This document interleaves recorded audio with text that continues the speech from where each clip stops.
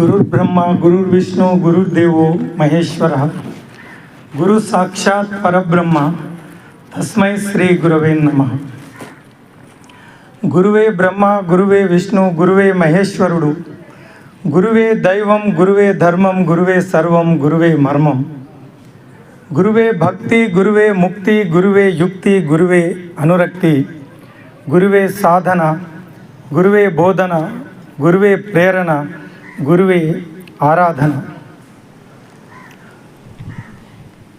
సాక్షాత్తు ఆ న్యాయ దేవత ఒడిలో కూర్చొని ఇంత చక్కటి కార్యక్రమాన్ని జరుపుకుంటున్నందుకు, దీన్ని ఏర్పాటు చేసినందుకు న్యాయవాద పరిషత్ సంస్కారానికి ముందుగా నా నమస్కారం.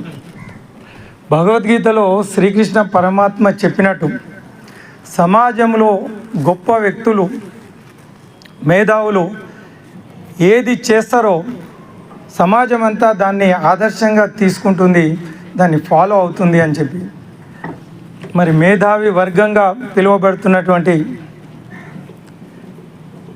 మన న్యాయ వ్యవస్థలో ఉన్నటువంటి సాక్షాత్తు న్యాయ దేవత ప్రతిరూపాలుగా మన వేదిక పైన ఉన్న న్యాయమూర్తులు, మేడం గారు, సార్, న్యాయవాద పరిషత్ రాజురెడ్డి గారు, వెంకటేష్ గారు, మిగతా న్యాయమూర్తులు, పెద్దలు, వేదిక ముందు ఉన్నటువంటి మిత్రులు, పెద్దలందరికీ ఈ పరమ పవిత్ర గురు పూజ దినోత్సవం జరుపుకుంటున్న సందర్భంగా శుభాకాంక్షలు, శుభాభినందనలు. సకల విద్యలలోని సారమే గురువు, సరస్వతి సాకారమే గురువు, బ్రతుకు అర్థము తెలుపు జ్ఞానమే గురువు, భగవంతుని పంచ ప్రాణమే గురువు, అజ్ఞాన తిమిర సంహారమే గురువు, విజ్ఞాన జ్యోతి ప్రకాశమే గురువు, వాడని ప్రేమ సుమ గంధమే గురువు, వీడని ఆత్మీయ బంధమే గురువు. మిత్రులారా, గురువు అంటే తెలియని విషయాలను నేర్పించే ప్రతి ఒక్కరూ మనకు గురువే. బ్రతుకునిచ్చేవాడు, తనువునిచ్చేవారు తల్లిదండ్రులైతే బ్రతుకునిచ్చేవాడు భగవంతుడవును, కానీ బ్రతక నేర్పేవాడే నిజమైన గురువు. ఆ విధంగా పుట్టినప్పటి నుండి మనకు తెలియని విషయాలు అనేకం మనం నేర్చుకుంటూ ఉంటాం. మన బ్రతుకు తెరువు, దానికి ముఖ్యంగా ఇది స్కూళ్ళలో, కాలేజీలో తప్పకుండా జరుపుకుంటూ ఉంటారు. నేను మొదటిసారి చూస్తూ ఉన్నా, చాలా సంతోషం అనిపిస్తుంది. ఎందుకంటే ఒక అడ్వకేట్ తన ప్రొఫెషనల్ లైఫ్ తప్పకుండా సీనియర్ దగ్గరనే ప్రారంభిస్తారు. కాబట్టి ఎలా బ్రతకాలి, ఎలా వృత్తిలో కొనసాగాలి అని మనకు నేర్పించే ప్రతి సీనియర్ కూడా తప్పకుండా మనకు గురువుతో సమానం. ఈ సంస్కారాన్ని కొనసాగిస్తూ వాళ్ళను సన్మానించుకోవాలని ఈ కార్యక్రమాన్ని ఏర్పాటు చేయడం చాలా సంతోషించదగ్గ విషయం. మిత్రులారా, ఇక్కడ యువకులు కనిపిస్తున్నారు ముందు వరుసలో. యువకులు అంటే కేవలం వయసుతో ఉన్న వాళ్ళే యువకులు కాదు. కొంతమంది యువకులు పుట్టుకతో వృద్ధులు, పేర్లకు, పుకార్లకు, షికార్లకు నిబద్ధులు. పాన్ పరా, గుట్కా, గంజాయి బ్యాచ్లు మనం చూస్తాం. ఒకవైపు సంతోషపడాలనో బాధపడాలనో అర్థం కాదు. ఎందుకంటే ప్రపంచంలో 70 కోట్ల మంది యువతి యువకులు ఉన్నటువంటి భారతదేశం, ఒక్క మనిషి విలువ కూడా మనం ప్రపంచంలో ఉన్న ధనమంతా తీసుకొచ్చిన ఒక మనిషిని కొనలేం.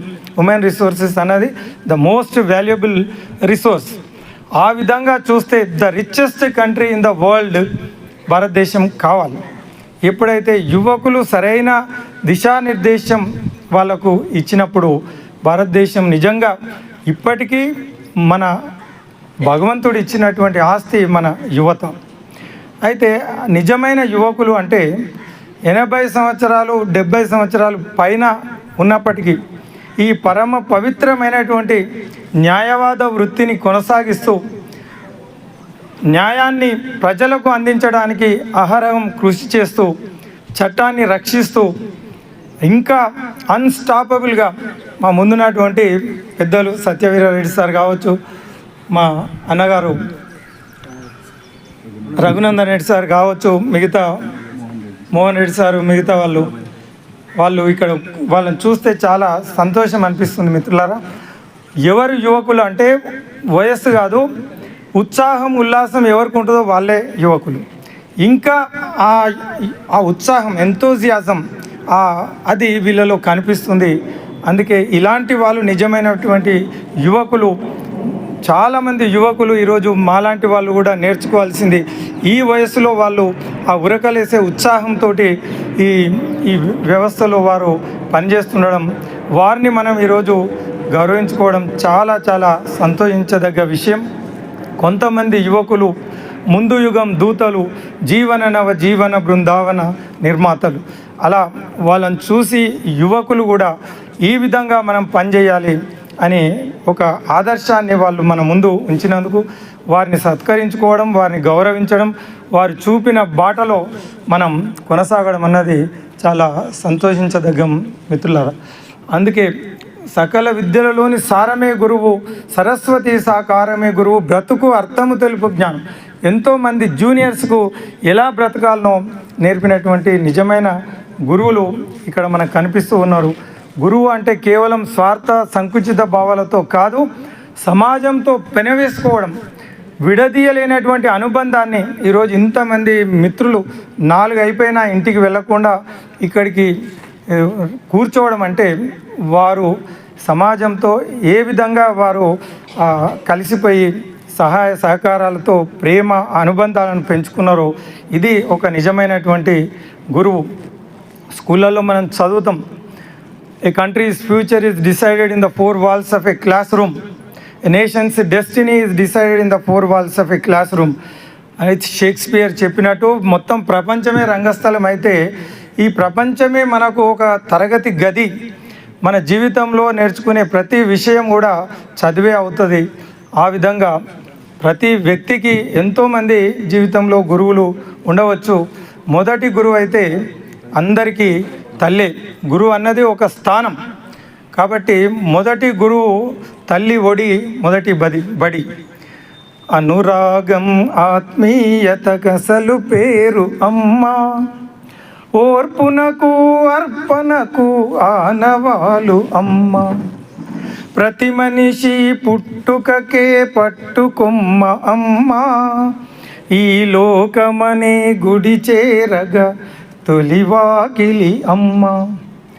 అమ్మదనమున ఎంత కమ్మదనముందిరా, అమృతమ్ముకే ఆమె తీపి నేర్పిందిరా, ఆమె ఎదపై పడవలే ఎక్కి తొక్కిన, కరకు చేపలు డొక్కలో దూరి నిక్కిన, వంతెనలతో గొంతు నులిమి బాధించిన, ఆనకట్టల ఊపిరాడకే చేసిన, సస్య సంతానాలు ఎదిగి ఒదగాలని అని శుభముగా తలచి అనువనువు ఉప్పొంగు, అమ్మదనమున ఎంత కమ్మదనముందిరా.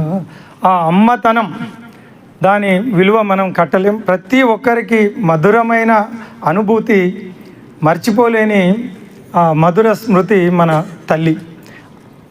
మనం నిజంగా గురువులకు గౌరవించడం అంటే తల్లిదండ్రుల మొదటి గురువు తల్లి, రెండవ గురువు తండ్రి, మూడవ గురువు స్కూల్ కాలేజీలో మనకు విద్య నేర్పే గురువు అయితే, నాలుగో గురువు ఒక స్పిరిచువాలిటీ వైపు, ఆధ్యాత్మికత వైపు మనల్ని నడిపించేవాడు నాలుగవ గురువు.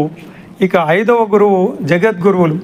మనం అక్కడ పెట్టుకున్న వివేకానందులు, డాక్టర్ అంబేద్కర్ గారు మొత్తం ప్రపంచాన్ని, సమాజాన్ని ప్రభావితం చేసిన జగద్గురువులు.